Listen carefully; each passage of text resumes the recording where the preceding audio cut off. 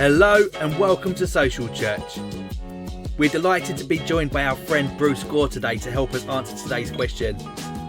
Bruce has been recording lectures for over 40 years and has a thriving YouTube channel under his name Bruce Gore. It's excellent resource. I really recommend that you check it out. Thank you so much for helping us out today, Bruce. Today's question: what was the Exodus?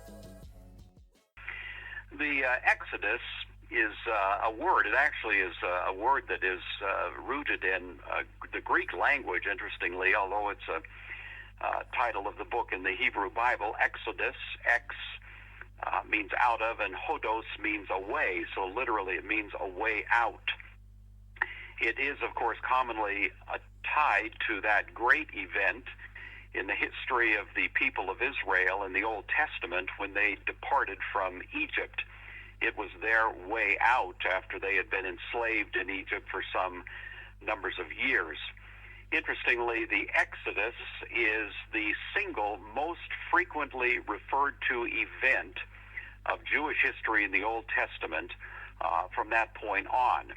There are multiple references to it by various prophets, by various teachers, by priests and so on throughout the remainder of Israel's history, and it therefore has been regarded as probably the most important, most defining moment of the history of the Jewish people.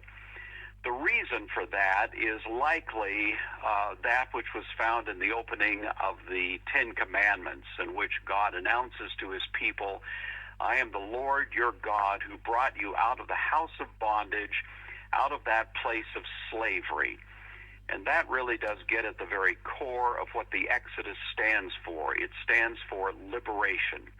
It stands for people being liberated. In the first instance, the liberation of God's people from horrible circumstance of bondage and slavery in Egypt.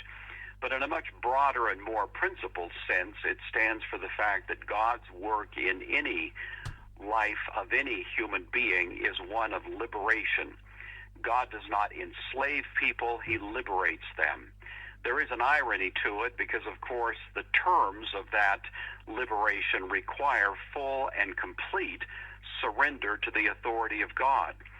It seems on the face of it that that would be a pathway to bondage, but the fact is, in the remarkable irony of biblical truth, it's as we surrender ourselves unreservedly, wholly, and completely to God that we become those people who are liberated from all other forms of tyranny that might otherwise enslave us or tie us up or render us people who are in bondage to this or that. In the New Testament, Paul refers to us in Romans chapter 6 as people who once were slaves of sin. Slavery to sin is the most horrific form of slavery because it's the kind of slavery that is inescapable. But the exodus that God brings into our lives is an exodus from that kind of slavery into the freedom that we have in Christ.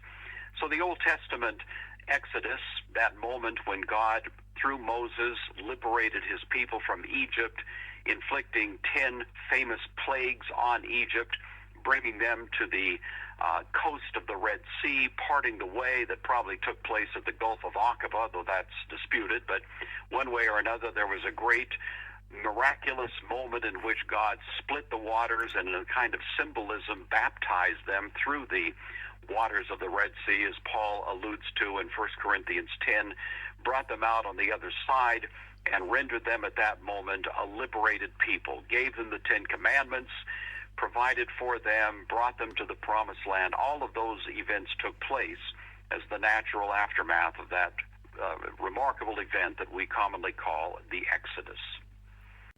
Bruce, that's brilliant. Thank you so much. If you would like to have your question answered on a later episode of the Social Church Q&A, then please do get in touch. You can contact us via our website at www.wearesocialchurch.com or any of our social media channels. Thanks a lot for listening today.